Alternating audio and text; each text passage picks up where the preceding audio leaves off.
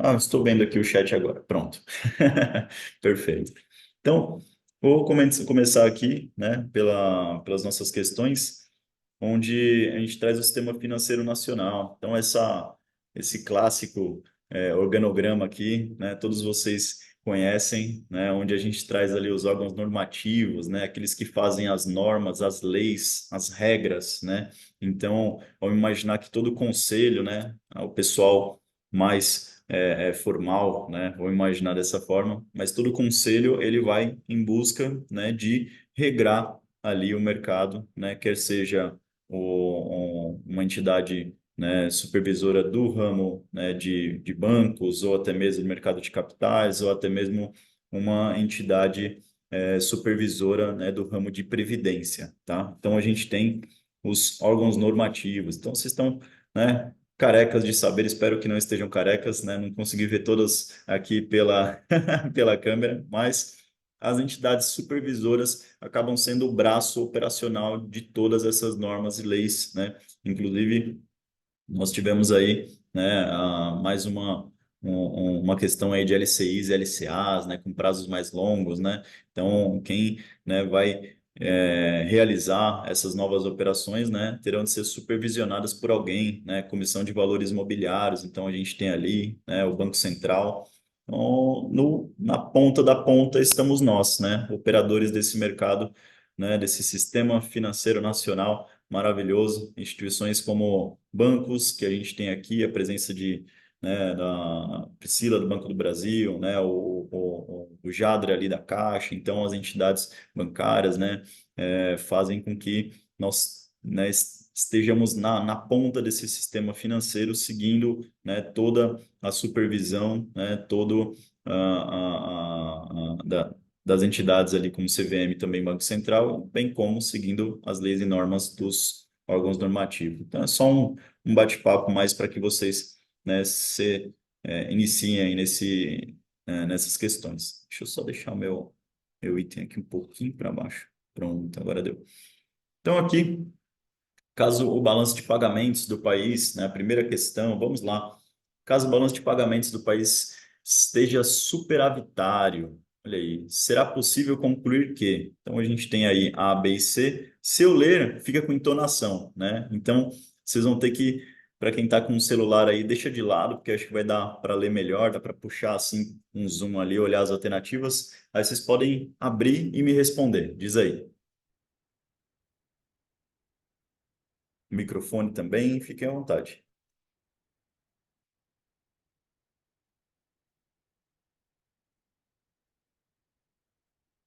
Pode usar o chat também para só colocar a letra.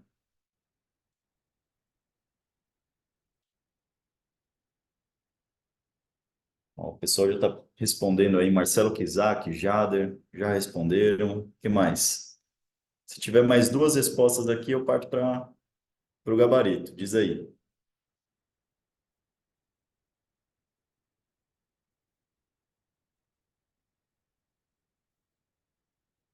Mais ninguém? Dou-lhe uma, dou-lhe duas. Fiquem à vontade, viu, pessoal? Podem abrir. Agora é hora de errar.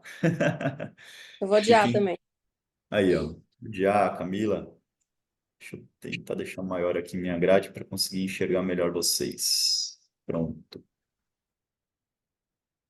Então vamos lá, né? Antes de falar um pouquinho, né, sobre essa questão, né, vamos entender quem é quem, né, no xadrez aqui. Então, vamos imaginar que dentro do balanço de pagamentos nós temos transações correntes, né?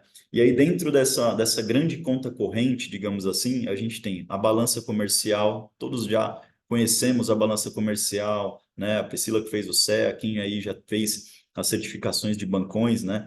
Lembra lá que a balança comercial é a importação, né, que o país realiza, então trazendo, né, bens e mandando dinheiro, e a exportação, né, mandando bens e trazendo dinheiro. Então essa balança comercial vai dizer quantos dólares entrou ou saiu na economia. Embaixo, viagens, aluguel de equipamento, transportes, lucro, juros. E a gente percebe que de janeiro, né, a novembro de 22 e também de janeiro a novembro de 23, todas as contas, né, elas são deficitárias, exceto a balança comercial, né, trouxe ali um volume, né, de exportações, né, então é mais dinheiro entrando, mais dólar entrando na economia. Então você vê que nas transações correntes você tem várias contas que vai influenciar no resultado final. E eu vou chegar lá dizendo quem é esse resultado final.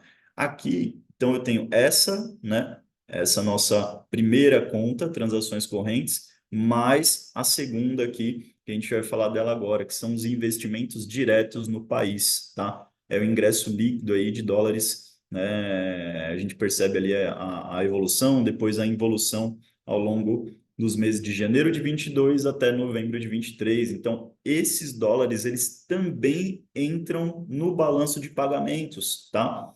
E consequentemente, né, o nosso mercado de bolsa, eles também ingressam nesse meio, nesse balanço de pagamentos, tá certo? Então, eu tenho aqui os dólares que entram em investimento direto, né? Então, o estrangeiro abrindo uma nova empresa aqui, o estrangeiro abrindo, né, ampliando eventualmente ali a empresa que já possui aqui no país, injetando dólares na economia por conta disso, ou através do mercado de ações, por exemplo, onde você tem investimento em carteiras de mercado doméstico, né? Então aqui você tem um ingresso, né, de capital estrangeiro por meio de compra no mercado de ações. Então a soma disso daqui, né, vai, né, de todos esses itens, de todas essas contas que fazem parte do balanço de pagamentos, eu tenho aqui o resultado, portanto, das reservas. Eu não estou aqui com minha caneta, tá?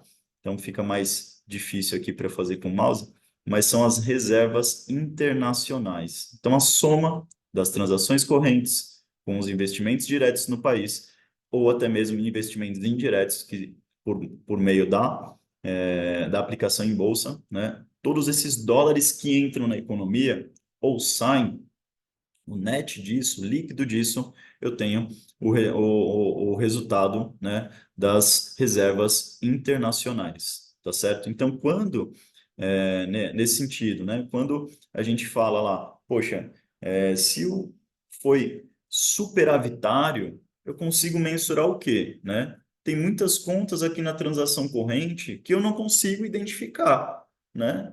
O que que subiu, o que que caiu, não sei necessariamente. O investimento direto eu posso com veemência, né, trazer, se o balanço foi superávit, né, teve um superávit ali no balanço de pagamentos, eu posso dizer com certeza que foi por conta dos investimentos diretos no país? Não necessariamente. Então, acaba que eu não consigo, né, nessa questão, dizer qual que foi a conta que teve, né, uma maior representatividade. Logo, eu só consigo dizer que o resultado, né, vai influenciar nas reservas internacionais, tá? Então, voltando aqui, deixa eu só tirar aqui minha caneta. Voltando aqui no slide, quando a gente for, deixa eu apagar aqui. Quando a gente for aqui para a resposta, né? Houve um grande investimento estrangeiro direto no país? Eu não sei dizer, né? Por quê? Não necessariamente, não consigo, né, categoricamente afirmar isso, né?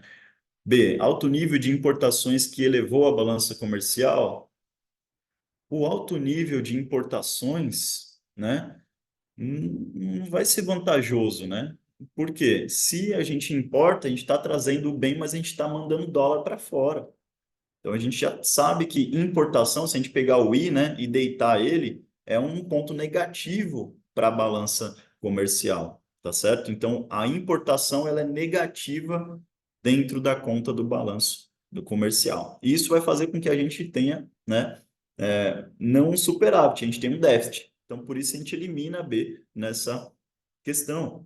E a superávit na conta de serviços? Nossa, a conta de serviço é tão pequenininha, né? A gente viu lá, né? Poxa, não vai influenciar, não consigo, né, dizer, não consigo afirmar isso, porque são várias contas. Agora, uma coisa é certa, se o balanço de pagamentos foi superavitário, o todo, a somatória daquilo ali teve mais dólares entrando no país do que saindo, isso vai ser bom para as reservas internacionais. Então, nosso gabarito, ele acaba sendo, né, a alternativa B, de dado, tá? Onde o aumento, né, dentro das contas ali do balanço de pagamentos, né, entre déficits e superávites, dentro das contas, né, das minúcias ali, tive mais dólares no final das contas, a única, né, afirmativa aí é que vai aumentar a minha reserva internacional, tá certo? Então aqui, gabarito o D, joia? Segunda questão, pessoal, me interrompam caso tenham dúvidas, tá? Fiquem à vontade aí, né? Ou mandem aqui no chat que eu tô com o chat aberto, ou abram o microfone e fiquem à vontade, tá? Eu só vou seguindo para que a gente, né, consiga passar por todas as questões.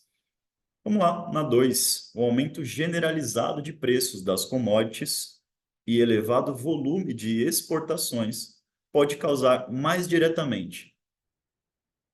Leiam aí as alternativas e depois coloquem no chat ou abra o microfone já respondendo.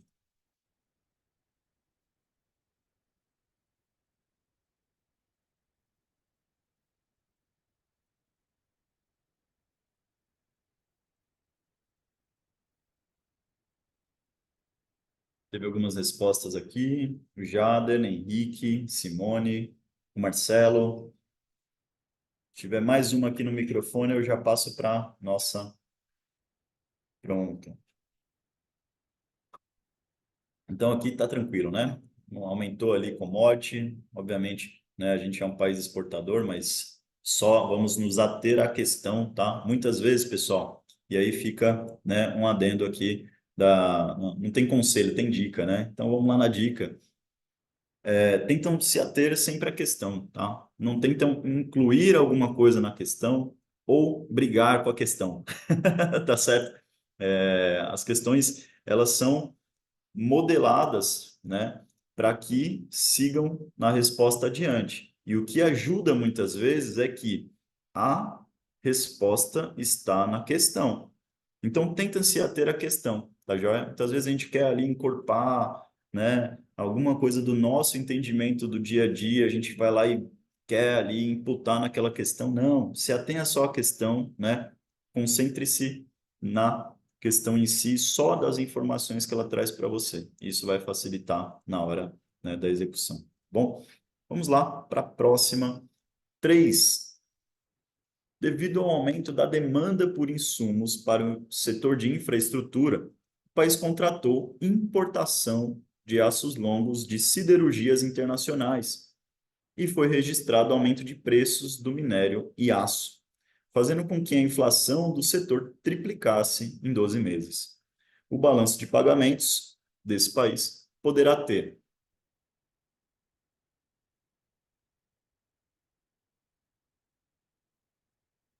O pessoal já está respondendo aqui, o Jader, Henrique, Simone. Fique à vontade aí para responder pelo chat, que aí eu vejo que vocês têm maior rapidez aí, eu consigo visualizar aqui também rapidamente. Simone, pronto. Então, o nosso gabarito aqui, portanto, né? Delta, déficit na balança comercial. Lembra lá de importação, né? Você deita o I, você tem um sinal negativo, isso vai trazer, né? Um resultado ali na balança comercial negativo, vai ser o ponto negativo do nosso entendimento entre importação e exportação. Então, isso traz um déficit ali para a balança comercial. Questão 4, qual é o objetivo fundamental do Bacen? Questão de CPA 10, vamos lá. Brincadeira. Eu não vou ler, pessoal, porque o professor, quando lê, ele lê com entonação, né? Então, complica, né? Eu peço que vocês leem para que vocês tragam ali já um raciocínio, né? Bastante, digamos assim, um arcabouço aí de informações que vocês possuem. Jader, Henrique, quem mais? Marcelo, vamos lá, quem mais está aqui? Tentar expandir aqui vocês para os vir. O Bruno acho que tá dirigindo, está conseguindo, mas pode abrir rapidamente o microfone se quiser. Também não tem problema. Eu estou com Mônica também aqui, né? Que eu ainda não tinha cumprimentado, mas a gente cumprimenta aí no final. Pronto. Camila e Simone. Então, né, aqui sem grandes dificuldades, né? Ah, Bom dia. bom dia, Mônica. Seja Eu muito não li a bem-vinda. matéria, mas eu vou acompanhando por aqui, tá? Não, acompanhe, acompanhe. Você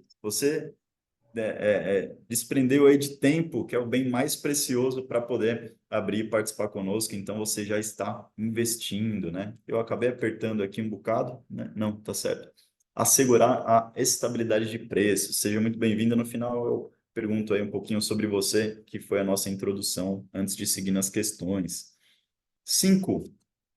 Os instrumentos do Banco Central usa para exercer a política monetária são. Opa, tem um exceto aí. Prestem bastante atenção lá na hora da prova. Esse exceto apenas, né, está incoerente ou errado, onde afirma, né? Então, atenção quanto a isso. Muitas vezes uma questão dessa que seria facilmente aí respondida, né? Henrique já respondeu, né? O Jader também, a Simone, né? Então, facilmente respondida, onde você está com a atenção bastante leve aqui no sábado pela manhã, no dia 3 de fevereiro, lá na hora da prova, uma questão como essa, você acaba não lendo o exceto, e aí na primeira você não, recolhe o compulsório, né? Pum. Então, de aumento de impostos, né? Não tem nada a ver com o Banco Central aí, a questão fiscal. Então, vamos embora. 6. São exemplos de política monetária contracionista, exceto. E aí, o que vocês acham de política monetária contracionista? Tem que tirar a exceção aí.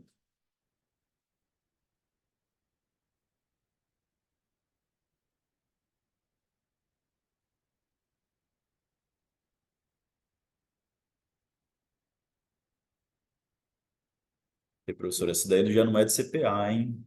Essa daí já é mais complexa. Sei.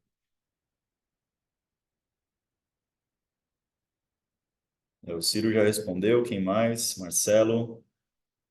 Tivemos aí uma divergência convergente, algumas divergências, beleza? Assim que é bom. E a gente vai no cerne aí da dúvida. Henrique Buda também, fiquem à vontade então. Bom, nesse caso, pessoal, entre C e D, né, que tivemos aí algumas respostas, né, vamos primeiro falar de uma coisinha aqui, tá?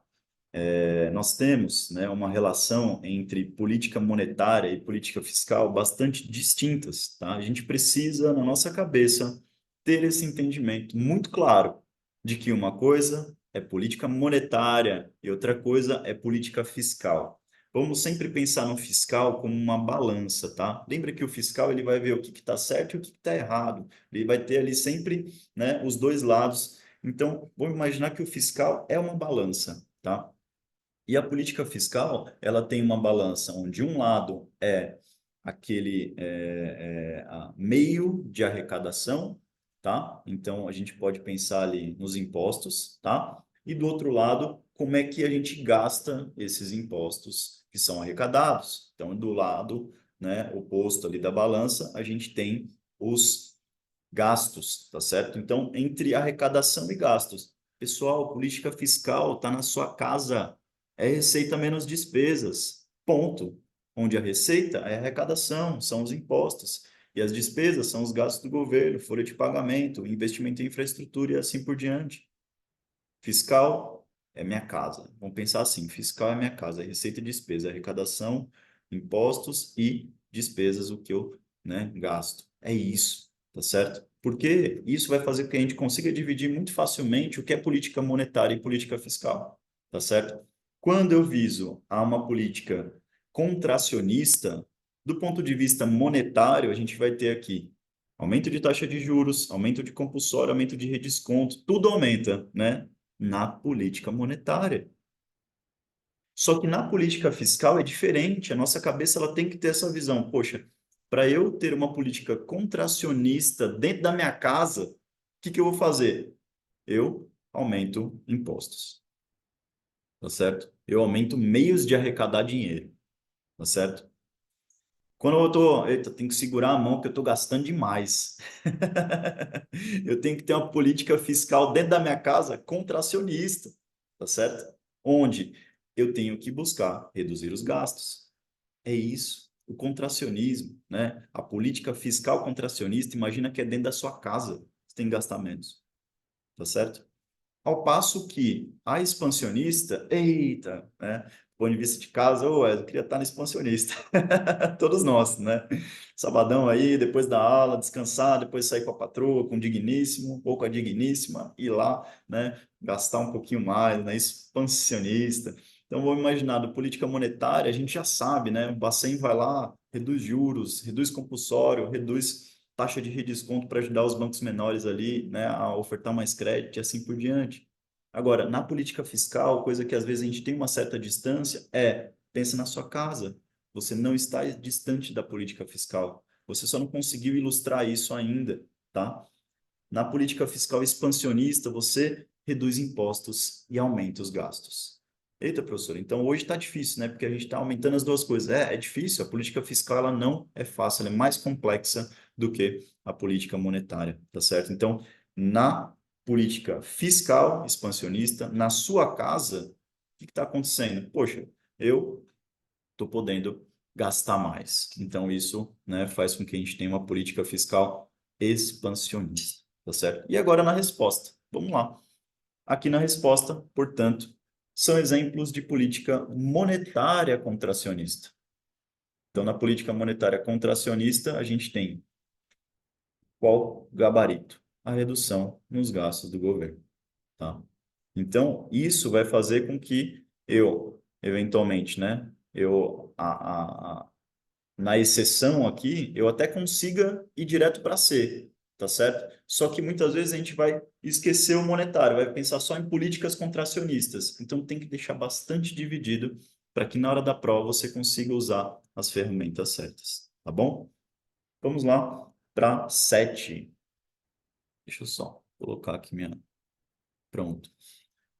Em um momento de forte contração econômica, o governo resolve lançar mão de uma política fiscal expansionista. São exemplos desse tipo de política as ações tomadas abaixo, com exceção de. Vou ler mais uma vez. Em um momento de forte contração econômica, o governo resolve lançar mão de uma política fiscal expansionista. São exemplos de política, né? No caso de política fiscal expansionista, exceto em.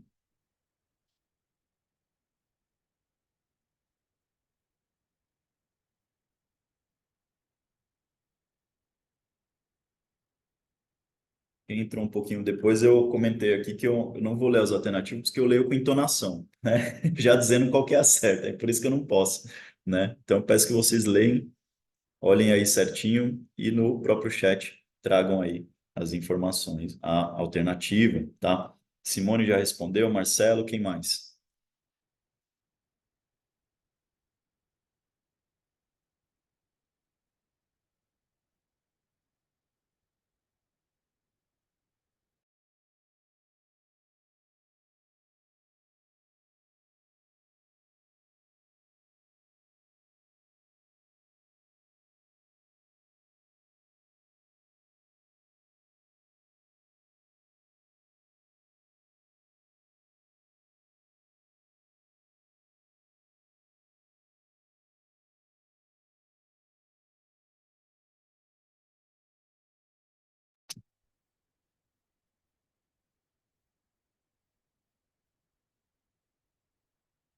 Camila respondeu, Henrique também.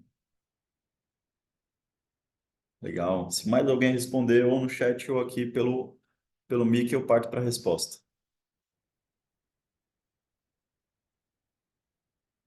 Mônica, Luiz Antônio, que chegou em seguida. Depois a gente retoma aí um papo para conhecer um pouquinho, né, de vocês. Bruno Seves deve estar em tráfego aí, não está conseguindo. Jader, Ciro, fiquem à vontade se não conseguir, mas é importante que vocês façam aí a leitura, né, e fiquem aí encafifados com a resposta. Nesse caso, né, a nossa resposta aí, nosso gabarito redução da taxa básica de juros efetiva, tá? Então, ou seja, a exceção à política, a gente encontra a política monetária, tá certo? Então, quando a gente conseguir dividir bem o que é política monetária e o que é política fiscal, você viu que a questão ela ficou muito mais tranquila. Poxa, Wesley, o que você mostrou ali do que é fiscal e monetário, poxa, eu cheguei aqui já consegui identificar ali que a redução da taxa básica é monetária, então eu consegui com mais tranquilidade. É isso mesmo, tá? Consigam dividir bem a relação entre política monetária e política fiscal. Questão 8 sobre o PIB, Produto Interno Bruto de um país. Analise as afirmativas abaixo. Eu vou fazer a leitura aqui, tá? Um aumento no consumo das famílias, desculpa, um aumento no consumo das famílias gera um aumento no PIB. 2. Uma redução nas importações gera um aumento no PIB. 3. Uma redução nos gastos do governo gera um aumento no PIB. 4. Um aumento nas exportações líquidas gera um aumento no PIB. Estão corretas? Apenas. O pessoal já foi respondendo. Henrique aqui já respondeu.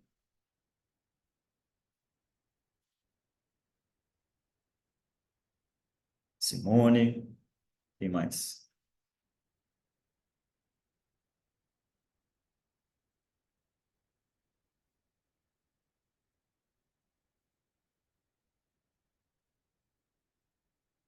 Legal.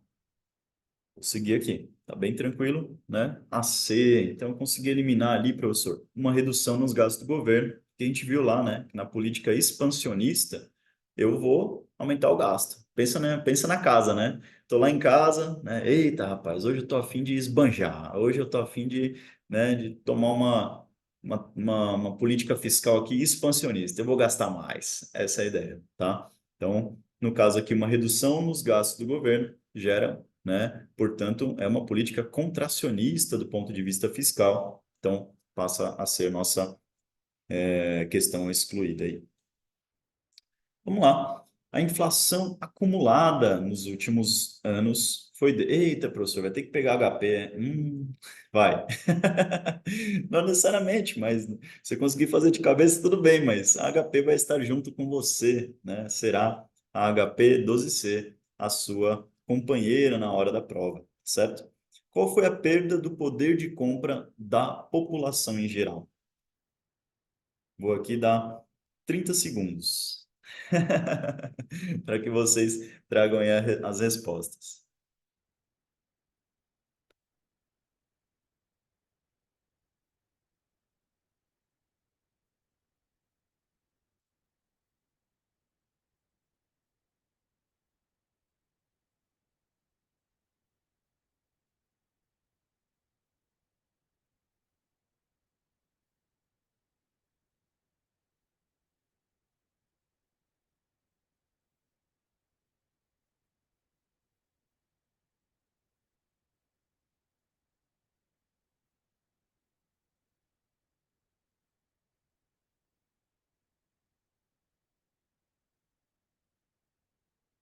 Acabei saindo do chat aqui.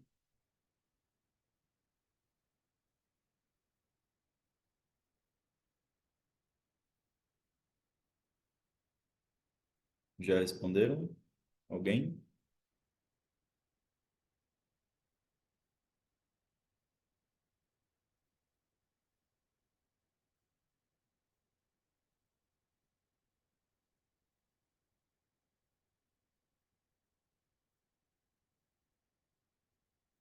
Não estou conseguindo entrar aqui com a HP pelo iPad, mas eu vou fazer por aqui, tá? Então, se a gente imaginar, né? Vamos pensar ali no 100, que é mais fácil. Se a gente imaginar que algo que eu comprava, né? Ali, vamos imaginar que eu comprava uma garrafinha d'água aqui por uns R$ 100, né? Aquele copo da Stanley que a galera gosta bastante, né? A galera da Faria Lima gosta bastante daqueles copos da Stanley. Custa mais ou menos R$ 100, né? Há 5 anos atrás, né? E aí hoje, né? Tá 132, né? Ou seja, eu tive um aumento aí, né, ao longo desse período de 32%, tá certo? Agora, quanto dentro desses 32%, né, representa, né, esses R$ 132, né, quanto que 32% representa. Então, eu até coloquei ali um traço para a gente imaginar quanto desse aumento que teve representa do preço total, tá certo? Então, o que que eu vou fazer? Eu vou pegar os 32% e dividir por esse preço aumentado, por esse preço inflacionado que eu tive de resultado no final das contas, tá? Então, eu pego 32%, divido por 132. Então, esse pedacinho que se encaixa ali, né, referente ao aumento, né, a inflação acumulada no período, portanto, foi de 24%, tá certo? Até deixei ilustrado ali, porque ele representa, né, quase que, né, a quarta parte ali dos 132, tá certo? Então, é essa conta que precisa ser feita ali na hora da prova, e aí você elimina com tranquilidade essa questão, tá bem? Dúvidas, perguntas, eu fiquei aqui sem o chat, não vi se vocês responderam. Pronto, agora eu voltei aqui para o chat. Vamos lá para a próxima questão. Camila, Priscila, Mônica, um ótimo dia. Estamos aí na questão 10 agora. Referente aqui ao órgão análogo ao CMN, tá? Então, para as entidades de previdência fechada, né, que tenham ali uma característica próxima com o Conselho Monetário Nacional, né, qual que seria a alternativa?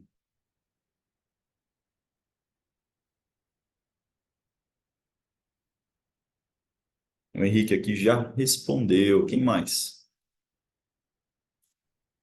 Deixa eu ver como é que está nosso quórum aqui. Camila também respondeu.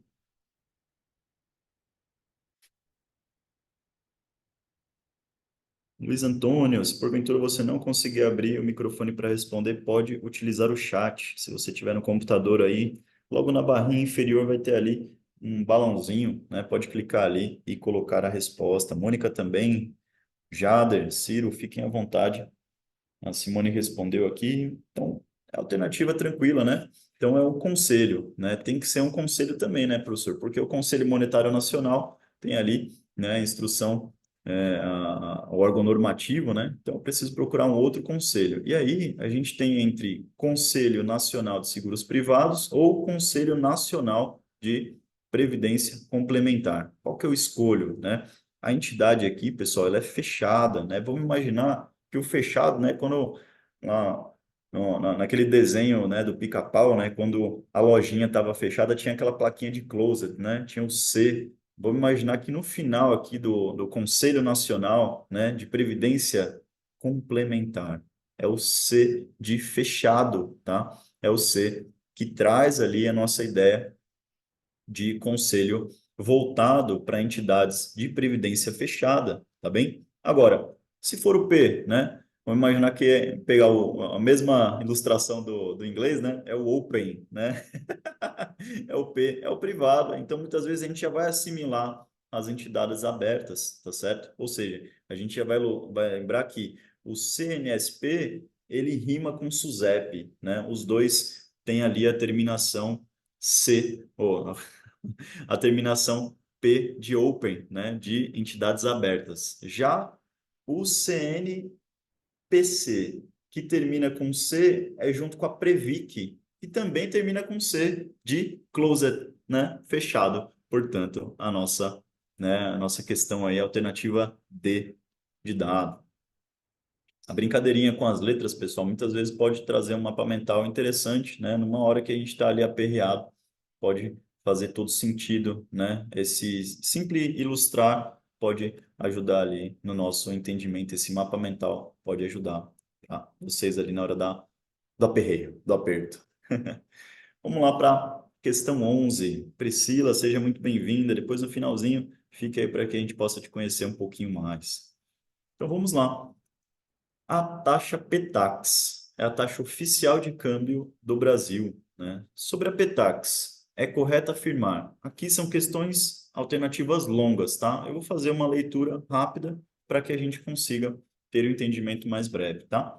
Então, ó, A. Cotação diária de todas as operações de compra e venda de moeda estrangeira, calculada pelo Banco Central. média de todas as cotações de compra e venda de moeda estrangeira durante 4 momentos do dia. C. Média de cotações de compra e venda de moeda estrangeira, calculada pela CVM, informada pelos dealers durante 4 momentos do dia. Ou D. Média das cotações de compra e venda de moeda estrangeira, calculada pelo Banco Central, informada pelos dealers durante 4 momentos no dia. A Simone já respondeu, o Henrique também. Ou foi só o Henrique? Deixa eu um pouquinho para cima aqui. Pronto, acho que foi só o Henrique. Quem mais? A Camila já respondeu também. Então aqui, pessoal, estou vendo que vocês estão bem tranquilos aí com a Petax. A ideia, muitas vezes, e aí fica uma dica para demais questões, respondam a questão antes de ler as alternativas, tá certo? Por quê? Na hora que você for para alternativas, você não vai se embananar. Então, a taxa Petax é a taxa oficial de câmbio do Brasil, sobre a Petax. Aí você, sobre a Petax. Aí você mesmo, lá com seu rascunho do lado ali, você vai colocar Petax. Eu sei que é pelo Banco Central. E eu já sei também que é a compra e venda de moeda estrangeira. Então, é a negociação ali entre compra e venda de moeda estrangeira. Quem está comprando, quem está vendendo, quem está aceitando, qual que foi o último preço. Mas não vai ser só um preço, né? Vai ser algo a mais, tem que ser uma média de algumas operações. Nesse caso, a gente tem número 4, né? São operações ali às 10, às 11, às 12, às 13, 13h30 sai a Petax. Então, imaginando e respondendo muitas vezes de maneira prévia à leitura das alternativas, vai trazer uma tranquilidade na hora da resposta, tá certo? Então, dica: respondam a questão antes de ler as alternativas. No papel mesmo, você pega, responda você. Eu sei que é pelo Banco Central, eu sei que é compra e venda, e eu só não lembro se é alguma coisa, eu não lembro se é uma média, não lembro se são algumas vezes no dia, só que você já respondeu duas coisas. Então, vai ser mais tranquilo ali na hora de passar para o gabarito, certo? Então, média das cotações de compra e venda de moeda estrangeira, calculada pelo Bacen, que você já tinha anotado no seu mapa mental antes mesmo de ler essa alternativa, informada pelos dealers. Então, o mercado informa isso. Não, ó, tal hora a compra e venda fechou em tanto, a compra e venda de dólar fechou em tanto, e aí esses 4 momentos do dia ele pega a média e traz a Petax daquele dia. Vamos lá para a questão 12, tá? Sobre a taxa DI. Considere as afirmativas. Aqui eu vou fazer a leitura, tá, pessoal? De cada alternativa.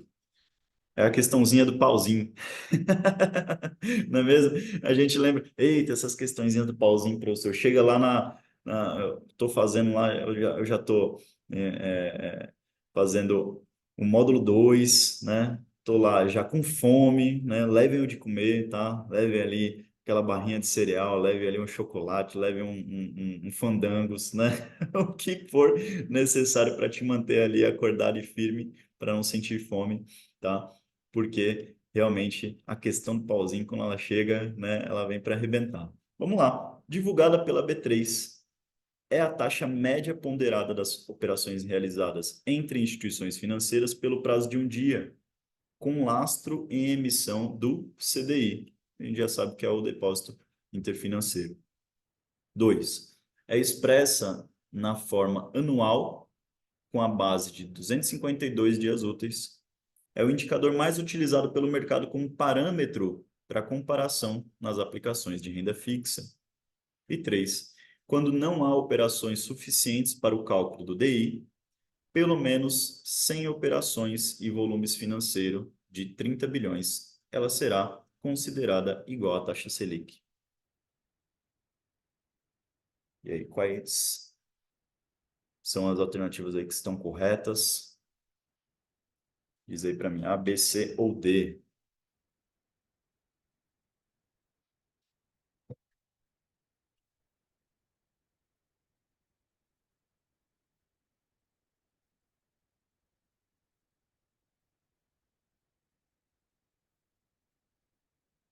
Simone já respondeu, quem mais? Marcelo,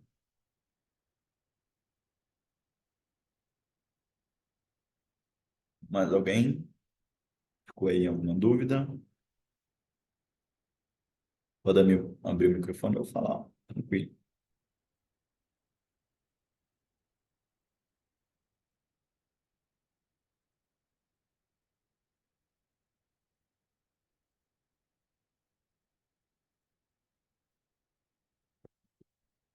Aqui, pessoal, é uma questão puramente conceitual que a gente trouxe, tá? Para que fique gravado aí no coração de vocês o que que é a taxa DI, tá? Então, todas as alternativas aqui, elas... Deixa eu só levantar aqui minha basezinha, porque eu não estou enxergando. Pronto. Todas as alternativas, elas estão corretas, porque é basicamente o conceito, tá? Então, os 3 pontos aí, eles seguem como sendo o conceito para que fique gravado, né? Então, ela é divulgada pela B3. Quando a gente entra no site da B3, já está lá, taxa DI, né? Para quem não conhece, né? Tem a calculadora DI, que você consegue colocar data inicial, final, para saber qual foi o DI daquele período. Então, essas informações, né? Elas estão ali à disposição. 252 dias úteis, sempre, tá? Então, até quando a gente vai fazer as operações ali de compor cambial, né? A gente sempre vai lembrar, né? Poxa, a taxa está em reais, então a gente tem que considerar 252 dias úteis, tá certo? E é o indicador mais utilizado, né? Todos os fundos que a gente vai pegar a lâmina tá lá, né? Quanto, né, do CDI esse fundo rendeu, né? Aquele fundo clássico de renda fixa, né? Então, sempre vai ser a nossa referência também em renda fixa. E é interessante, pessoal, aqui só um detalhe, tá? As operações realizadas em DI, elas são muito poucas, tá? Muito poucas. Então, muitas vezes elas acontecem ao acaso, né? Ou simplesmente porque, vamos fazer aqui uma operação entre bancos aqui só para gerar o CDI de hoje. Em geral, são poucas operações. A última vez, né, eu conversei com um amigo meu de tesouraria, né, do Banco Central. Falou, Wesley, teve um dia que foram 4 operações apenas no dia, né? Então, assim, nesse caso, né, acaba sendo o DI igual a Selic Over, né? Então, fica dessa mesma forma, tá? Então, muitas vezes, quando a gente entrar lá no site da B3, está lá, né, 11,15, né? E entra lá no site do Banco Central, né? O DI Over foi também 11,15, né? Então, isso é só algo que a gente leva para saber que esse conceito está correto, né? Para o nosso dia a dia. Próxima questão, a gente vai até a 17, tá bem? Então, 13. Sobre os índices de preço, IPCA e IGPM, considerem as seguintes afirmações. Eu vou fazer a leitura aqui para vocês, tá bem?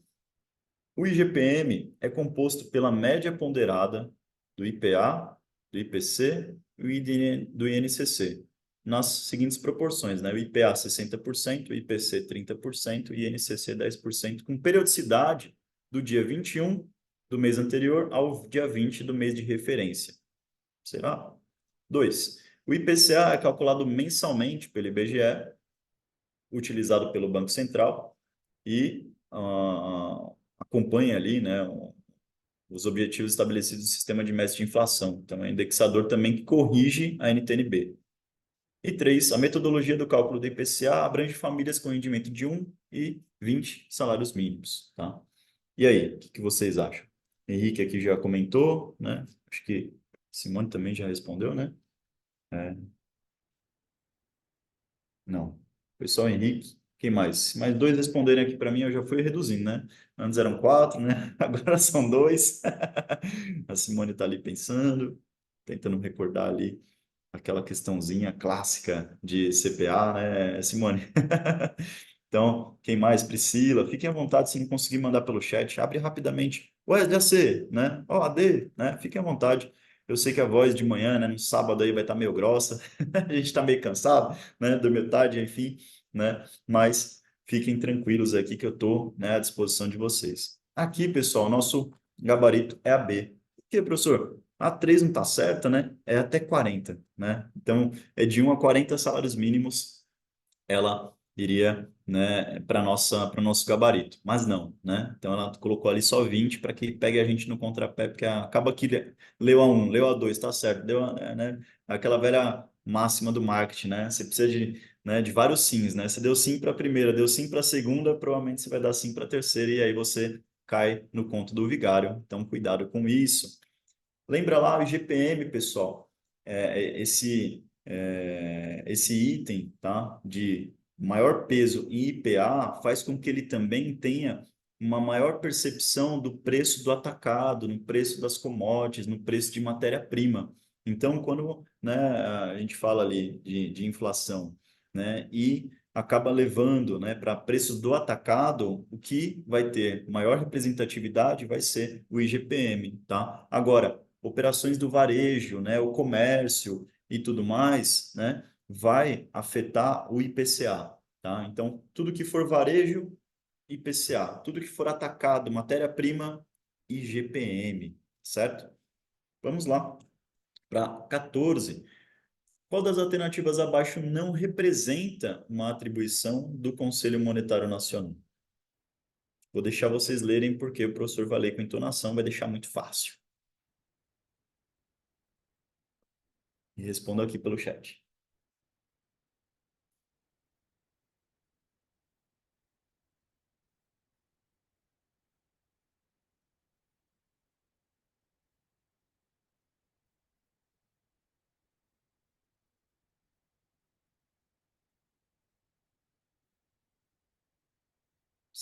Sim. Marcelo e Simone já responderam aqui. Quem mais? Sair do chat, pronto.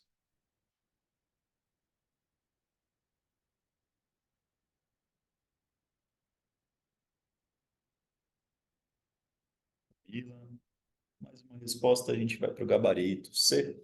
Então, todos eles, né? Camila, Henrique, a nosso gabarito, autorizar o funcionamento e fiscalizar as instituições financeiras, né? Então, aquelas palavrinhas, né, de execução. Então, tudo aquilo que for voltado, né, a fazer tarefas, né? E o Conselho Monetário, vamos imaginar que é um jovem há mais tempo, né, sentado em sua cadeira, né, na sua poltrona, melhor dizendo, né, e dando só as regras do jogo, né? E aí, quem executa realmente, né, são os órgãos supervisores e não o Conselho Monetário. Então, quem autoriza o funcionamento e fiscaliza as instituições financeiras, aí uma atribuição do Banco Central. 15, estamos aí do fim para o fim, né, praticamente. Aqui, pessoal, mais uma questão que provavelmente vai ser aquela antepenúltima questão do módulo 2, cansativo, pesado, né, sobre as instituições do sistema financeiro. Então, analise ali as seguintes afirmativas, né, questão dos pauzinhos, né. Um, o banco múltiplo é uma instituição financeira que deve ser constituída por, no mínimo, duas carteiras, sendo uma delas obrigatoriamente comercial ou de investimento.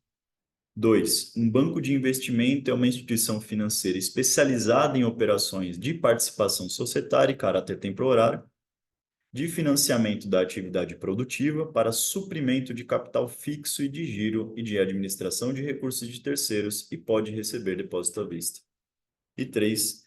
As sociedades corretoras de títulos e valores mobiliários são instituições financeiras supervisionadas pelo CVM, mas não pelo Banco Central. E tem como atribuição operar em bolsa de valores e mercadorias e futuros, por conta própria e de terceiros.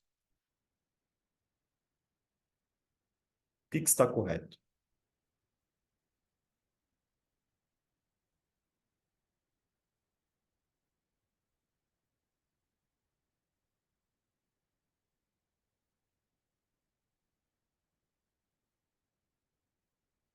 Ver se consigo visualizar vocês aqui.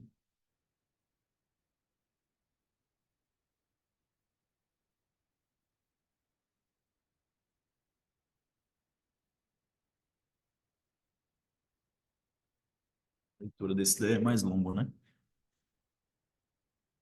Ver se consigo visualizar vocês.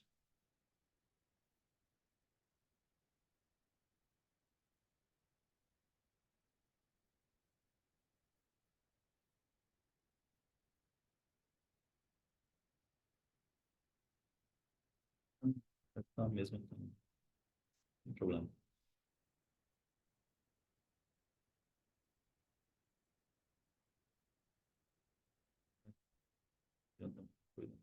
Vou jogar para lá. Depois a gente resolve isso. Aqui, pessoal, nosso gabarito, portanto, né? Saiu aqui da tela. Foi. Nosso gabarito, portanto, a alternativa A, tá certo? Então, somente a primeira, né, o primeiro pauzinho, a primeira alternativa está correta, né? Ele traz exatamente o conceito de banco múltiplo. Lembra que ele precisa ter necessariamente uma das duas carteiras, ou uma carteira comercial ou uma carteira de investimentos, tá bem? Então, ele acaba sendo banco múltiplo. Professor, existe banco múltiplo no Brasil? O que você trabalha? Brincadeira, né? Banco múltiplo, né, praticamente dominou ali, né, o mercado nos anos 90 e é o que a gente tem até hoje, né? Então, Banco Itaú, Bradesco, né? Então, os bancos que têm todos os tipos de carteira praticamente, né, para trazer soluções ali para o mercado e também, né, fazer o nosso querido oligopólio no nosso país. A dois, pessoal, é um investimento, tudo certinho, ele trouxe ali um conceito perfeito, né? Só que no final, ele não pode receber depósito à vista, tá? Somente depósito a prazo, tá certo? E a 3 acaba sendo uma atribuição, né? As sociedades corretoras de valores ali, elas têm também a supervisão do Banco Central, tá? Então, não só de CVM, né, é supervisionada a corretora, mas sim de toda a força do Banco Central, né, sobre ali as instituições financeiras, tá? Vamos imaginar que a corretora de valores, ela também é hoje considerada ali uma instituição financeira, né? Então, a gente tem, né, a Monte Bravo, né, que virou corretora, né? Quem é que falou com a gente? Camila. Só fugiu o nome, é Camila, né? Uhum. É a Camila, lá na Monte Bravo, né? Que virou, né, corretora de valores, é uma instituição financeira, né? Tá lá a supervisão do Banco Central batendo forte e há um crivo, né, elevado ali, né? De supervisão, de diligência, né? De governança que você precisa ter, porque agora, se titubear, a multa do Banco Central é pesada, ele pode fechar a sua instituição financeira. Olha aí, tá certo? Então, também é supervisionado pelo Banco Central, tá bem? Então, vamos lá para o próximo aqui. Quer falar alguma coisa, Camila? Tranquilo. Tá bem. Então, considere os tipos de investidores, né? Então, aquela clássica aí, né, dos investidores qualificados e profissionais, né? Uma questãozinha dessa sempre cai, tá? Investidores profissionais, né? Aqui é um dos pontos, né? Dois, pessoas naturais ou jurídicas que possuam um valor superior a R$ 1 milhão. Três, as pessoas naturais que tenham sido aprovadas no exame de qualificação e possuam certificações aprovadas pela CVM, como registro para o registro de agente autônomo de investimento, administrador de carteira, analistas e consultores e valores mobiliários em relação aos seus recursos próprios. Essa três é bem longa, né? E a quatro, clubes de investimento que tenham carteira gerida por um ou mais cotistas que sejam investidores qualificados. O Henrique já respondeu, né? E trouxe aqui a alternativa. Quem mais? Que olha assim, aí, professor, tá fácil isso daí, né? Vamos embora. Podem responder.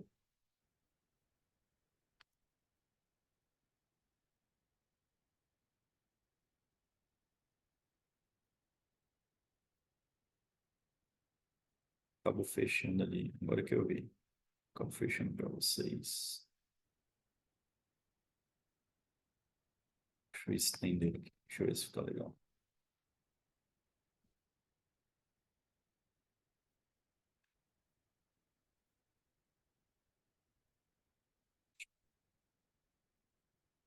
Eu não estou encontrando.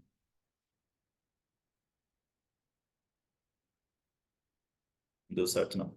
Estava tentando colocar vocês ali atrás. Bom, aqui, pessoal, gabarito, né? Marcelo, Simone, né? Nosso gabarito, pessoal, alternativa C. Eita, professor, como assim, né? Tá errado. Você colocou errado aí esse sublinhado, né? Não, né? Por quê? A 2, pessoal, ela pega a gente no contrapé, tá? Porque além do fulano, né? Quer seja uma pessoa física ou jurídica, né? Possuir um patrimônio acima de 1 milhão, ele precisa de uma coisa. Eita, professor, é o quê? É atestar por escrito.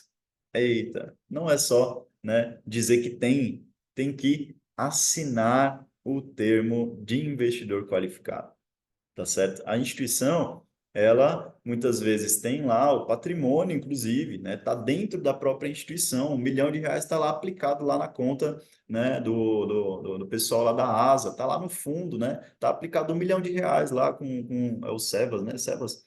Ó, e aí, mas calma aí, o cliente, para aplicar, ele precisa ter o termo de investidor qualificado. Então, vamos supor que a Asa Red tem um fundo lá, né, o Asa Alpha, né, que eu ouvi falar essa semana, né, tenha lá o fundo, e para que o cliente invista nesse fundo, ele, né, o público-alvo dele é só investidor qualificado. Mas na conta da corretora, né, lá na Monte Bravo, ele tem lá R$ 1 milhão.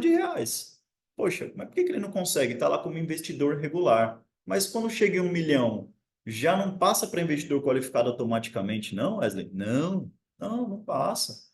Ele precisa, né, você aí como broker, você como, né, o consultor, você como gerente desse cliente, precisa mandar um termo de investidor qualificado para que o cliente aceite ou no push, ou no aplicativo ele vai lá e dá o aceitar, ou por escrito mesmo você digitaliza e manda para o seu setor de governança, né? Para que fique registrado, né, o termo de ciência de risco, porque não é só o valor financeiro, é também o termo de que as operações que possam ser oferecidas a ele têm um risco diferente, né? Tem algo diferenciado ali, né, que envolve os riscos, né, tanto de risco de mercado, né, quanto eventual risco de crédito. Então, esse fundo Asa Alpha, por exemplo, ele investe em ativos com maior risco de crédito, por exemplo. E aí, por isso que o público-alvo dele deixa de ser o público geral para um público qualificado. Dessa forma, eu preciso que meu cliente, além de R$ 1 milhão lá na conta, ele tenha o termo ali assinado, dando ciência que as operações que são destinadas a investidores qualificados, elas têm peculiaridades voltadas ao risco, tá? Então, por isso a importância do termo desse cliente, pessoa natural, física ou jurídica, tá? Então, ó, pessoa natural, né, ou jurídica. Então, por isso que o nosso gabarito é C, tá certo? E não todas as alternativas. Aqui está faltando só o termo. Bom, questão 17. Considerem os seguintes tipos de investidores: instituições financeiras, companhias seguradoras e sociedades de capitalização, entidades abertas e fechadas de previdência complementar, pessoas naturais ou jurídicas que possuem investimentos financeiros em valor superior a R$ 10 milhões e, adicionalmente, atestem por escrito sua condição de investidor profissional mediante termo próprio, fundos de investimento, clubes de investimento cuja carteira seja gerida por administrador autorizado pela CVM. E, por último, agente autônomo de investimento, administradores de carteira, analistas e consultores de valores mobiliários autorizados pela CVM em relação aos seus recursos próprios e investidores não residentes. Toda essa turma, né, é uma questão bastante conceitual, tá? A gente colocou todos os itens aí exatamente para que a gente saiba quem são os investidores profissionais, tá? Então, nesse caso, tá? Todas as questões eu já trouxe logo de cara, porque é um conceito puro aqui, tá? Para que a gente saiba exatamente quem é quem no xadrez, porque aqui eu lembro mais uma vez, eu preciso do termo, não adianta só a instituição ali, a pessoa, né, física ou jurídica, ter os R$ 10 milhões, que ele já é investidor profissional. Mais uma vez, ele precisa do termo, tá? E os demais instituições, a gente já acaba tendo essa familiaridade, né? Mas o último também é interessante, agente autônomo de investimento, quem tem o CEA, né, quem tem aí CNPI, são profissionais que são autorizados também, né, e lidam ali com seus próprios investimentos, eles podem ser considerados, né, como investidores profissionais, tá bem? Dúvidas, pessoal? Diz aí. eu ver como é que a gente está de horário. A gente tem 5 minutos. A gente pode até entrar em mais questões do próximo módulo, caso vocês tenham interesse.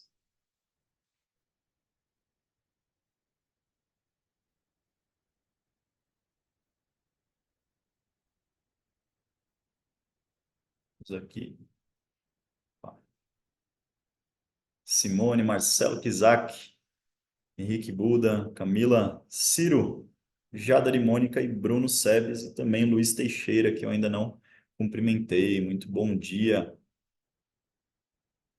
Se não tiver nenhuma dúvida, eu vou passar aqui para mais algumas questões, se vocês assim me permitirem, do módulo seguinte. Pelo menos mais umas 2 ou 3 questões do módulo seguinte, pode ser? Vai ficar gravado aqui, vai ficar bom para vocês também, né? Recebi aqui o ok da Simone, então vou seguir aqui para que a gente aproveite o nosso tempo, né? Henrique Buda já mandou aqui um bora lá.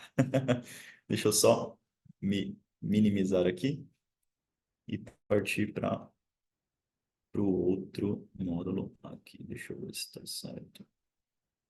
Eu estou acostumado com 2 telas, meu povo, aí eu me perco, parece eu pareço uma banana aqui. Me desculpem aí a demora.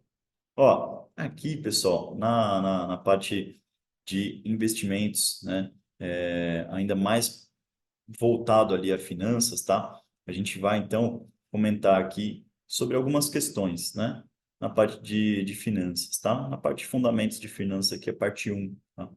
Então, eu tenho uma questão aqui mais, né, conceitual, aqui mais clássica, né? Deixa eu ver, eu acabei apertando aqui, né, sem querer. Vocês já viram aqui a resposta, né? Mas é importante a gente saber como é que a gente chega nessa resposta aqui, professor. Vamos lá. 1. Xavier comprou um título perpétuo a uma taxa de 11% ao ano na sua emissão. Sabendo que o valor de face do título é de 1.000, pessoal, pega esse valor de face e coloca ele como FV mesmo, sabe? Como Future Value, ou como valor futuro, tá? Então vamos pensar, valor de face, nossa, eu nunca lembro se valor de face é valor de agora, valor de depois é valor futuro, né? Faz essa chancela aí já, para não ter risco, né, na nossa mente. E aí ele paga cupons de 100 por ano. Qual foi o valor pago por Xavier? Aqui é uma conta de perpetuidade, tá? É uma conta de perpetuidade. Então, para que, vamos imaginar, eu quero aposentar, deixar o dinheiro lá parado e receber tanto por mês, né? Legal, né? Vai ser perpétuo esse título, então ele vai pagar ali R$ 100 por mês, né? E a taxa que você hoje, né, possui para aquisição desse título de 11%. A conta é simples, mas esse conceito precisa ficar gravado aí no coração de vocês. Por quê? Eu vai ser da seguinte forma, né? A conta aqui é o cupom anual, né? Então, preciso pegar o quanto que eu estou ganhando no ano, colocar na mesma base da taxa, tá? Então, se for trimestral, trimestre, né, e tudo mais. Mas aqui eu coloquei cupom anual, eu faço, né, o 100, sobre a taxa que a gente tem, 11%, tá? Então, fazendo isso, eu consigo descobrir com tranquilidade ali qual que é a minha base, tá? A minha base de valor para adquirir esse título. Então, quanto é que eu tenho que botar aí para ganhar R$ 100 por ano? É isso, né? É algo que vai ser perpétuo, então eu vou pegar o quanto que eu quero ganhar e dividir pela taxa, tá certo? Isso vai trazer qual que seria o valor necessário para aporte nesse título. Então, 909,09 é o nosso gabarito, tá bem? Vamos lá para 2, né? Um investidor tem 2 opções de títulos públicos com alta liquidez e risco semelhante para um prazo de 3 anos. Na primeira, ele receberia uma remuneração de 8,5% ao ano e na segunda, 4% mais IPCA. 4% ao ano mais IPCA. Qual é a inflação implícita anual mensurada pelo IPCA, prevista pelo mercado para esse prazo, né, e essa inflação? E qual será o risco, né, ou qual haverá sido, né, a inflação acumulada nesse período? Então, eu acabei apertando aqui, né? Mas de toda sorte, ele quer saber duas coisas. Uma é bastante simples, vocês já se lembram. Poxa, a inflação implícita aqui, né? Se eu tenho ali 4,5%, 8,5%, desculpa, que é a taxa nominal em um dos títulos. Na segunda, eu tenho 4% ao ano mais IPCA, a inflação implícita, ela vai se dar por 8,5 menos os 4. Só que eu não posso fazer linear. Lembre-se disso, né? Então você precisa ir lá, pegar e fazer conta, né? Qual conta, professor? Essa daqui, né? Então a inflação implícita eu vou precisar pegar uma taxa e dividir pela outra taxa. Então é 8,5 enter, 100 divide, 1 mais, pronto, já estou com um fatorial para poder fazer a conta. Deixa eu só ouvir aqui rapidamente o nosso amigo Felipe, ele mandou aqui um áudio para mim, rapidinho.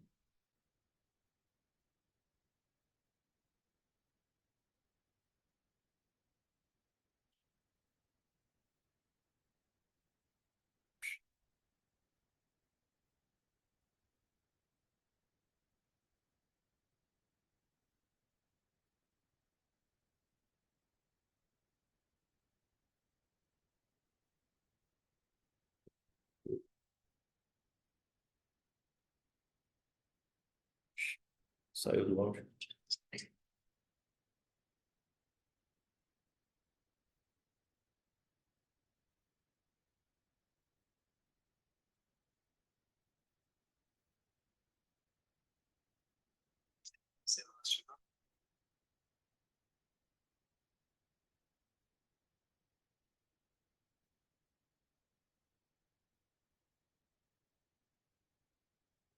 Legal.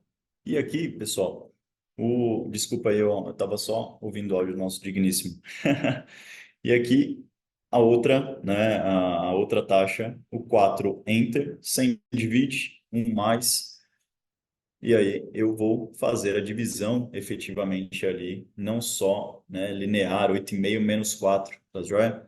E aí eu consigo descobrir a taxa de 4,33. E a outra conta, né, que precisa ser feita é o fator acumulado disso. Então eu vou pegar essa inflação, né, implícita e ver ela acumulada ao longo do período ali de 3 anos. Então, se eu já descobri qual que é a inflação implícita, eu já consigo descobrir também pelo período qual que ela vai ser lá na frente, né? Opa, deixa eu voltar aqui. Ó, então, na inflação acumulada, os 4,33, eu vou só fatorar, né? Então, 100 divide 1 mais para conseguir fazer a conta. 3 é o nosso período, então vou ali, né? Elevar, então os 433 fatorado elevado, né, ao cubo aqui, elevado a 3, então 3, a tecla lá YX na HP, 1 menos 100 vezes para deixar em percentual, portanto 13,55, tá certo? Tranquilo por aqui?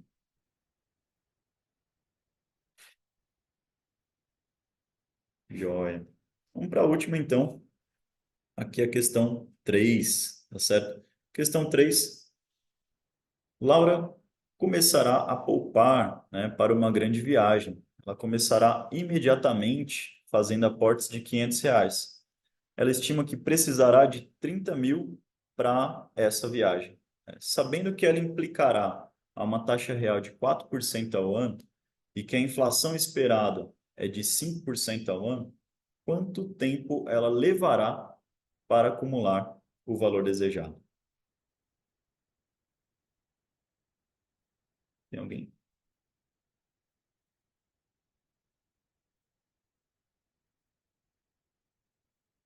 Aqui, pessoal, é uma questão, né, para encontrar a periodicidade, certo? Então, é importante que a gente tenha é, a, a visão, né, do qual seria, né, a conta. Muitas vezes a gente está habituado ali a fazer, né, a conta buscando taxa, buscando PMT, né? Então acaba que o N pode trazer algum grau complicador, tá? Mas aqui tem bastante coisa que envolve a questão. Principalmente no item aqui, ó, começará imediatamente. tá certo? Fazendo aportes de R$ 500. Então, ele estima que precisará de 30 mil para essa viagem, sabendo que ela aplicará, portanto, a 4% ao ano. A inflação, ela está aí só para, né, atrapalhar a nossa vida, né? Quanto tempo ela levará para acumular esse valor desejado? Então, aqui é importante a gente lembrar, né, do capital, desse aporte imediatamente, né? Ele precisa, portanto, elencar ali o begin, tá certo? Então, na nossa questão, ela vai ter os 4, né, por cento ali. Logo em seguida, né, a relação, né, de tempo, né? Vou trazer, portanto, ali, né? Eu tenho uma taxa ao ano, eu preciso dela, nela na mesma periodicidade que minha resposta está pedindo. Minha resposta aqui quer em meses. Então, se eu tenho a taxa ao ano, preciso trazer essa resposta para mês. Por quê? Os aportes, eles não serão anuais. Então, eu preciso colocar essa taxa para mês. Então, eu coloco lá o 4 fatorado, 4 enter, sem divide, 1 mais. É o quanto eu quero, né? É o mês. Eu quero em um mês essa taxa. E o quanto eu tenho? Eu tenho ali em 12. Então, vai lá na minha HP, vai ficar 0,08. E aí, eu elevo isso, né? Eu elevo também, portanto, o 4 ao, né? O 4 fatorado ao 0,08. Por fim, eu puxo ali a taxa. Então, 1 menos 100 vezes. E eu tenho a taxa, portanto, ao mês de 0,33. E aí, portanto, esse vai ser o meu I, né? Passando em seguida para os demais itens, né? Então, vou lá para a continuação aqui. 500 vai ser o meu aporte mensal, CHS, né? O Change Signal PMT. O F begin, olha aí, não esqueçam dele, né? Quer seja no começo da operação, quer seja antes de puxar o resultado final, não esqueçam do F begin, porque as alocações, né, elas serão feitas mensais, só que ele deixa ali na questão o seguinte: vai começar agora, o primeiro aporte imediatamente, tá certo? Então, o F begin. 30 é onde a gente quer chegar, que é o 30FV, e aí ele descobre o N, portanto, uns 55 meses. Tá certo? Tudo bem, pessoal? Dúvidas, perguntas, comentários?